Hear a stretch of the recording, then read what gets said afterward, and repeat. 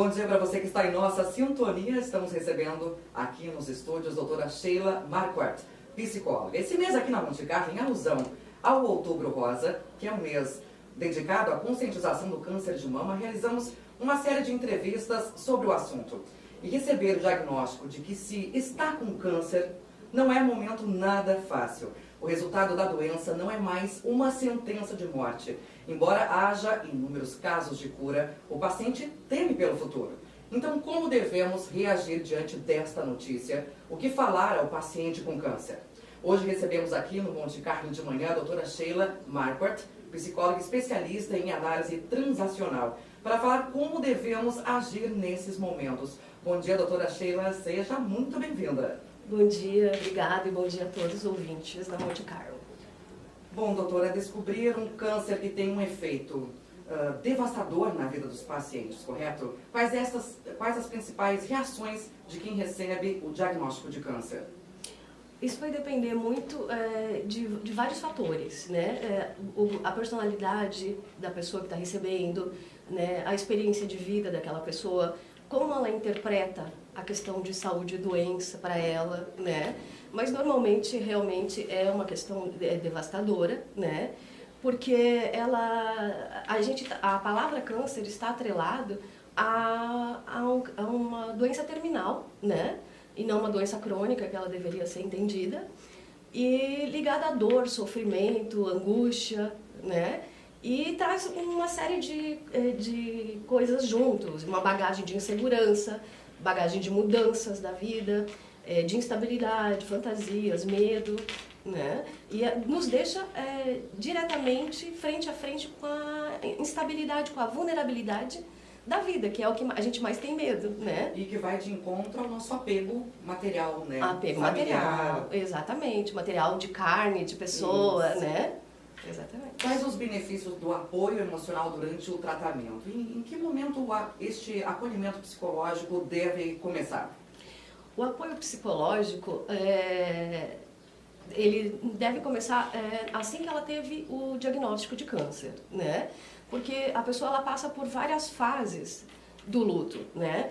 Num primeiro momento há um choque, né? A pessoa ela recebe um susto, ela tem um susto quando ela recebe o diagnóstico de câncer, né? Tem a fase da negação, que ela pode estar entrando, não querer contar para a família, não querer contar para ninguém que ela tem o problema, né?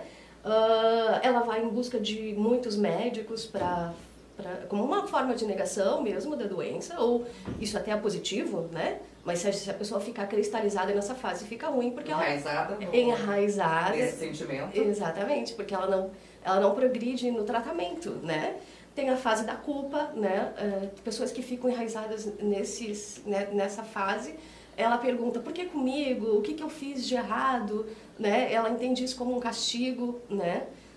A fase da tristeza, onde a maioria das pessoas fica enraizada, as pessoas com câncer, elas ficam enraizadas, elas não evoluem para uma aceitação da doença, então ali elas acabam desenvolvendo uma depressão, né? O que nós vamos falar, talvez, em algum momento aqui, que afeta o sistema imunológico, né?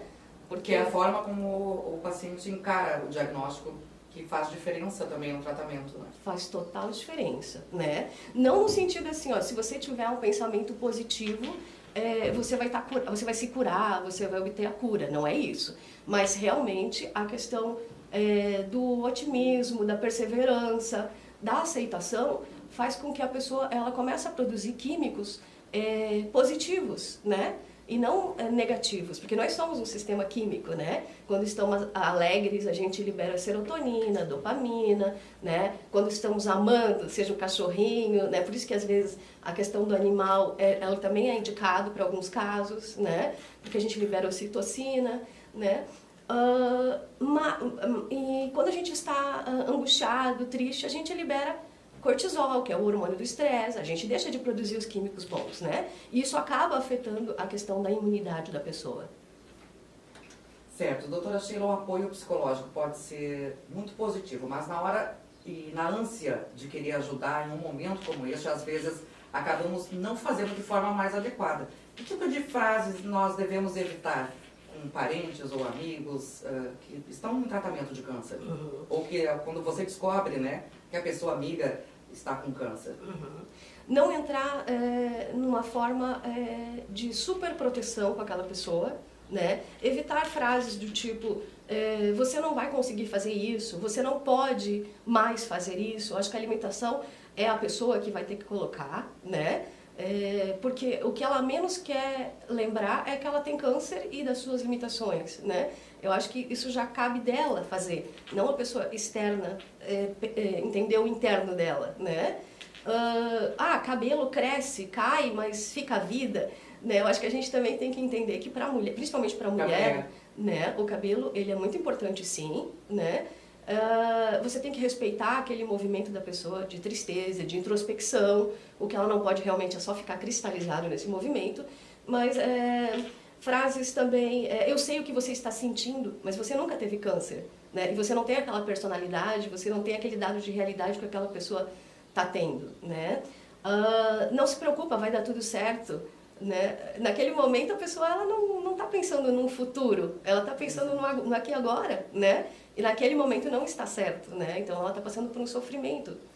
A gente deve pensar mais em ajudar, não com palavras, também com palavras, mas não mais com palavras, e sim na questão de oferecer ajuda. O que eu posso estar fazendo por você nesse momento, né? Porque há um movimento interno também na família, né? Aquela pessoa, ela era responsável por ir no supermercado, por exemplo.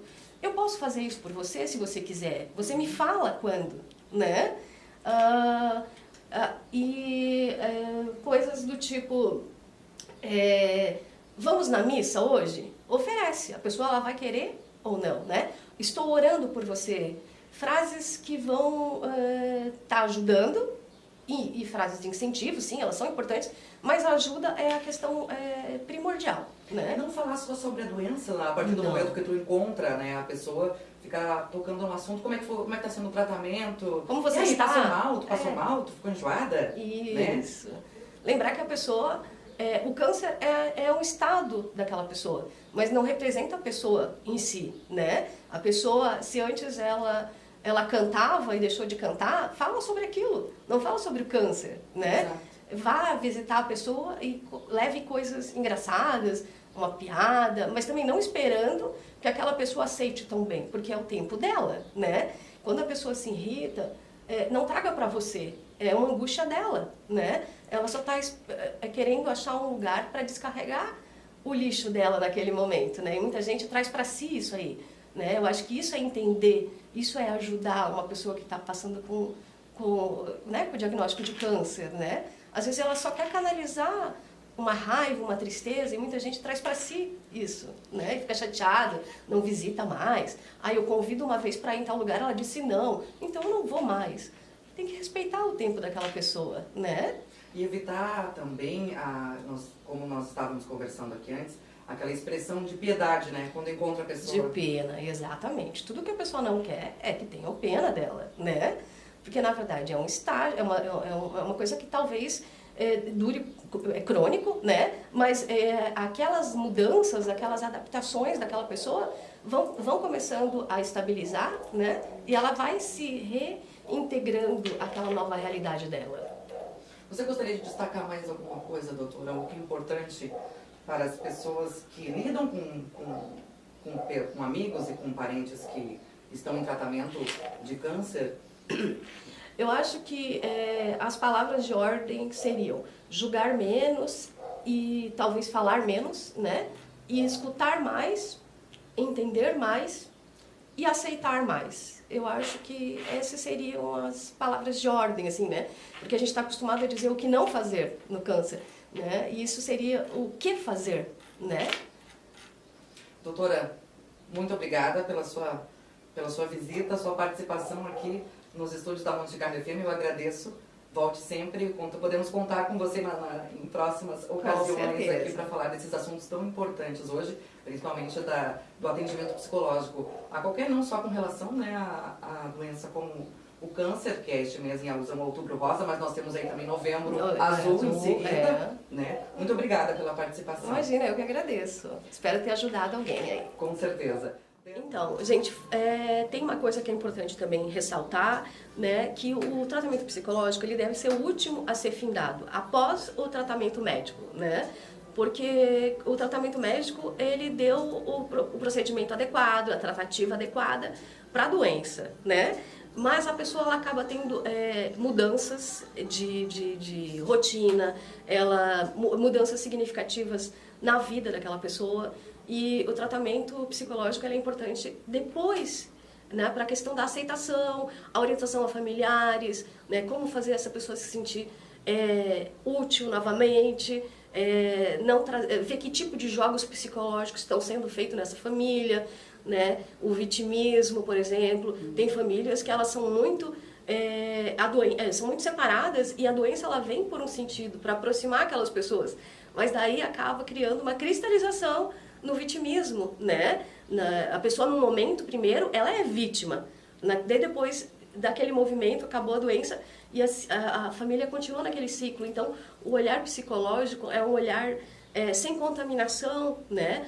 E com especificidade nisso aí, né? Então é importante ressaltar isso aí, não só para o paciente, como também para a própria família. Agradeço, então. Obrigada.